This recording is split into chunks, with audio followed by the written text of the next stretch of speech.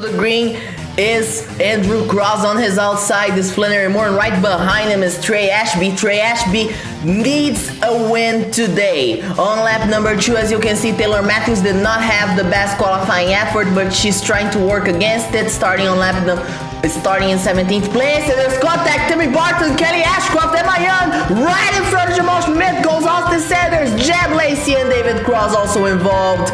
That is the first caution of the race right from the get-go on lap number 3. Let's go, let's get a ride with Jamal Schmidt. As you see, the 4 wide, not a lot of room to work with. Andrew Cross spins around in front of Jamal and he almost hits him. Flannery Moore leads the field to the green on lap number 8. Right behind her is her teammate Harmony Pettinger. Both are looking to get into title contention, just as Bianca Dawson right behind them. And Dawson now goes for the lead of the race, and now Bianca Dawson is your new leader here at Texas. And as you can see, Caitlin Richler right behind, and there you see Matt Stern and Jamal Schmidt in the back of the field, currently in 29th and 30th. And there you see Bianca Dawson once again as David LeBlanc making a 3 wide on the inside of Flannery Moore and Harmony Pettinger. Working her way forward is also Taylor Matthews in 15th place. And she has been very strong in this early part of the race, but just cannot make a good move. As there goes David LeBlanc for the lead on lap number 15. And there he goes.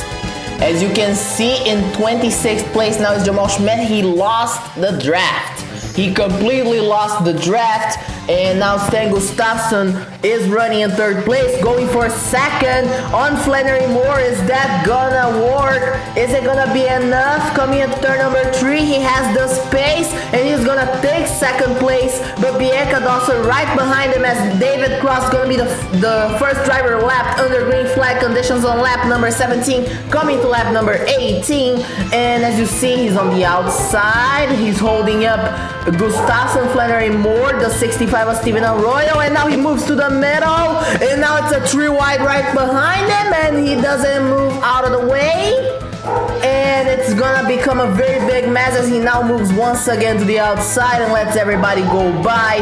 That could have ended very, very, very badly, as Taylor Matthews now on 10th place, working her way forward slowly but surely. And now she's gonna make a move for 9th place, and Thomas Carter's right there in 8th as we enter lap number 20 of 51. These are two 51 lap races, totaling 150 miles. As Bianca Dawson moves into the lead with Andrew Cross right behind her and David LeBlanc running in 3rd place. 4th place is Harmony Pettinger. 5th place right there is Jack Patterson, who took that 5th position after all the lap car troubles with David Cross. And as you see, 6th place is Timmy Barton. The first taker onto pit road is on lap 28. Andrew Cross, the first of the leaders to pit. As you see, Luke Langan, Charlie Smith, among others, come in. Trey Ashby blew up when he was coming in. 1 lap later, time for the top 2 to pit. Oh, there's contact between the 88 and the 75. Thomas Culler stays out, and there goes the 88, the rest of the field, and there's contact behind. There's 1 car around. There's 1 car around in the middle of the pit cycle. Danielle Young hit the back of the 65, and this means everybody but the car that did not pit, which is Thomas Culler, will be either 1 lap down, 2 laps down, or the tail end of the lead lap. Thomas Culler comes into the pits alone because he is the only car in the lead lap. And as you're going to see, he cycles right behind the field. Boy, that but blew the speed on pit road, and he is gonna have to start in the end of the longest line. And you're gonna see the start-finish line camera as we go back green. David LeBlanc is running in 2nd. Everybody behind LeBlanc is on the tail end of the lead lap. And as you see, Thomas Culler just blasted by. He is the only car guaranteed on the lead lap. Unless we get a crash, he might actually finish as the only car in the lead lap. But we would need to not have a caution, and I doubt that will happen, as everybody is now once again bunched up after that contact under the pit cycle. And the officials are gonna wanna know what the hell happened with Daniel Yan there and Steven Arroyo. Both are called to the steward's office, As you see, Color is picking off car by car. Andrew Caldwell now is 1 lap down, and as you can see, Bianca Dawson 2nd place, Rebecca Peller in 3rd place, and David LeBlanc 4th place. And the situation has become a bit confusing, but thankfully, thanks to the crowd PA system, the crowd isn't confused. As you can see, Jamal Schmidt working his way to 5th place over Andrew Cross, and this is exactly what Jamal Schmidt wanted, as bad as it may seem, because now he is ahead of Taylor Matthews, who is running in 15th place in the 3 wide between her, Emma Young, and Ryan Griffin. And Ryan Griffin and Emma Young wash up. Taylor Matthews washes up. 4 wide in the back straight away. There's contact between the 81, the 11, and the 9. Taylor Matthews is in the wall with 12 laps to go, and it's a crash, and it's your championship leader done for the day with 11 laps to go. Who would have thought it?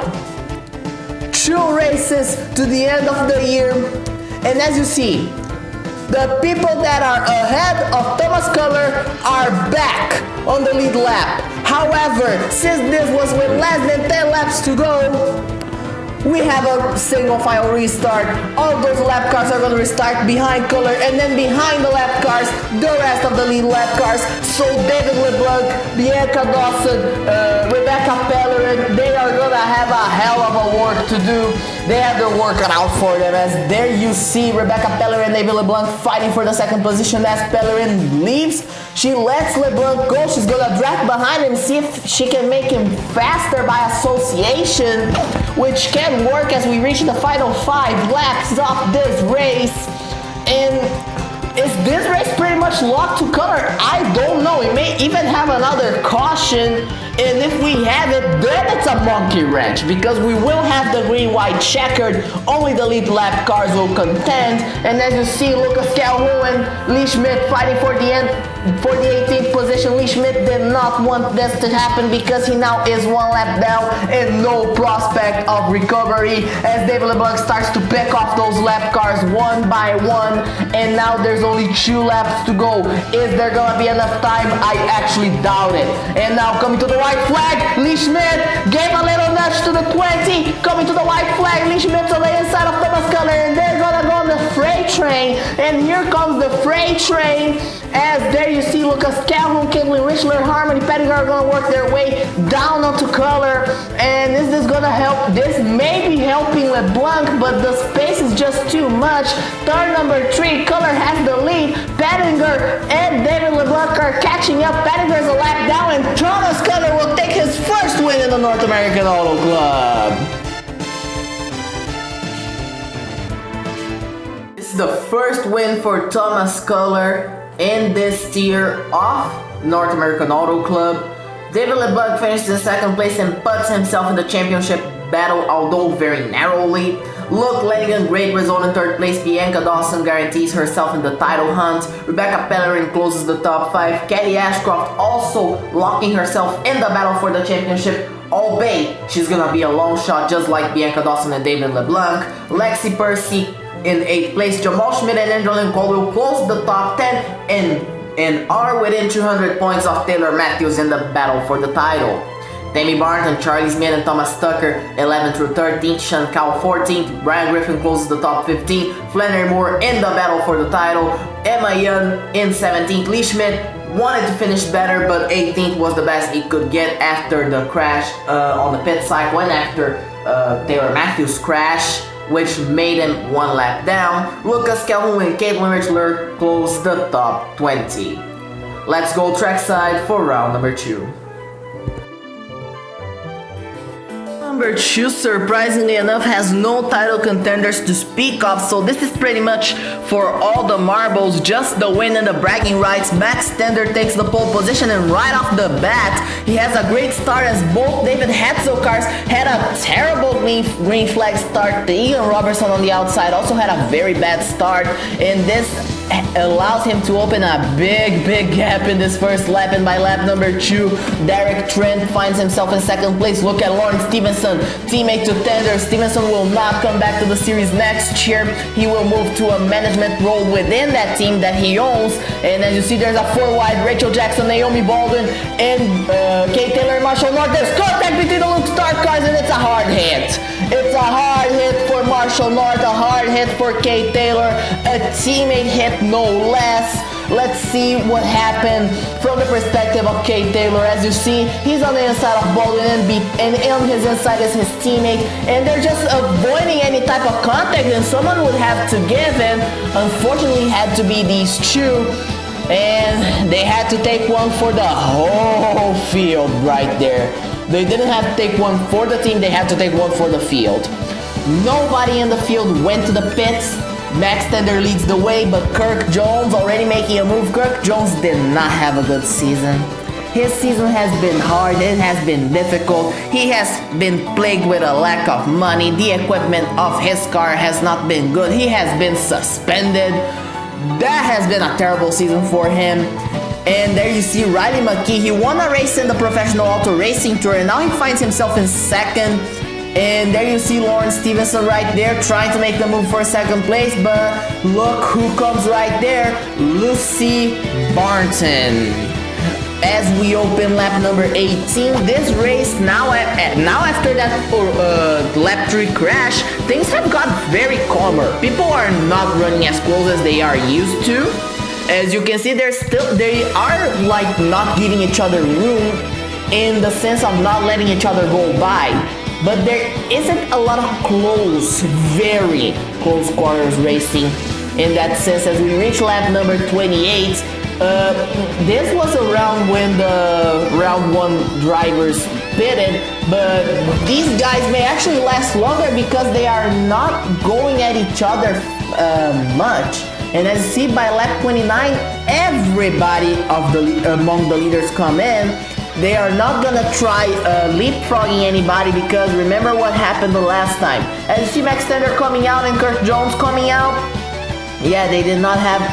Kirk Jones has held himself, but Max Tender just lost a lot of time. And as you see, Kirk Jones is the leader of the race as we come out of the pits. But look who's coming quick. It's Riley McKee, and right behind him is George Bravo for the Great Plains Motorsports team. We hadn't heard anything of them yet. They never said if they are gonna return or not. If they return, that is great, but if they don't, it would not be the first time a team has had a good 1-year season and then vanished. We've seen that happen many times.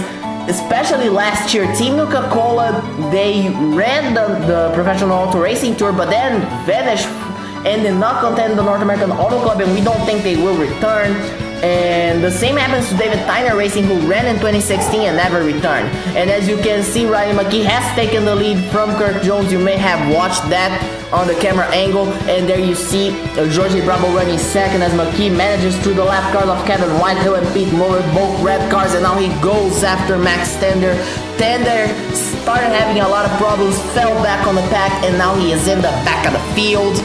And as you see, Troy Griffith, as we reach lap number 38, Troy Griffith running in 10th place. He's having a great run, and less than 10 laps to go. Riley McKee continues to lead. He has a little difference up there on George Bravo, and as you can see, battle for 3rd place between Kirk Jones and Brittany Henderson. Tom Cow's a lap car in the 31, and there goes Brittany Henderson in the 63, and Brittany Henderson takes 3rd place. But here comes the 87 of Lucy Barton. Barton's gonna move to the new Nelson Racing car, the 98 next year.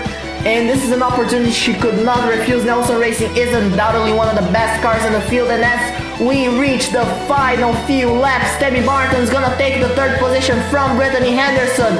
And there goes Michelle Overton for the 5th place on her teammate Kirk Jones. White flag is in the air for Riley McKee. George Bravo running second, and right behind it is the lap car off. I believe that's Denny Hamilton in the 35. And as you see, McKee has a very big difference over George Bravo. This is not a difference that can be taken on one turn, and it's very comfortable. He can take a breather, and that's what he's gonna do. Coming out of turn 4 onto the finish line, Riley McKee takes the win. Once again, This race had no notable title contenders, so we're just gonna run through the top 10. As you see, Riley McKee finishes up with his first win in the North American Auto Club. He already had gotten a win in the Professional Auto Racing Tour back in the start of the year. Jorge Bravo finishes in second place. Lucy Martin, Michelle Overton, and Kirk Jones closed the top 5. Then you see Brittany Henderson, Ryan Walker, Ross Curry, Alice Smith Jr., and Benjamin Dangerfield closing the top 10. There you see a few notables right there. Roger Stevens in the 76, Corbin Dempsey and Troy Griffith, Ben Schneider, a great result for him in 15th place. And then closing the top 20, you see there Seamus Rourke, a great result for him as well. And now, let's see how the championship shapes up as we come to the final race of the year. Coming to the final race of the year, Taylor Matthews leads everybody. She has 1,426 points. Jamal Schmidt, 69 points behind. He has the best shot to do it. Lee Schmidt, Harmony Penninger, Andrelyn Caldwell, and Flannery Moore are still within 200 points of Matthews. The possibility of a win from them is big, but not big enough. They depend on outside factors. Kelly Ashcroft, Bianca Dawson, and David LeBlanc completely depend on outside factors to win this one. But as Grant Carson's proved last year, all can happen as quick as the blink of an eye. All questions regarding the championship will be answered in the next and final race of the inaugural season of the North American Auto Club, the 25th and final installment of the Tiers Try Hard 500. I'll see you for the next and final time in 2017.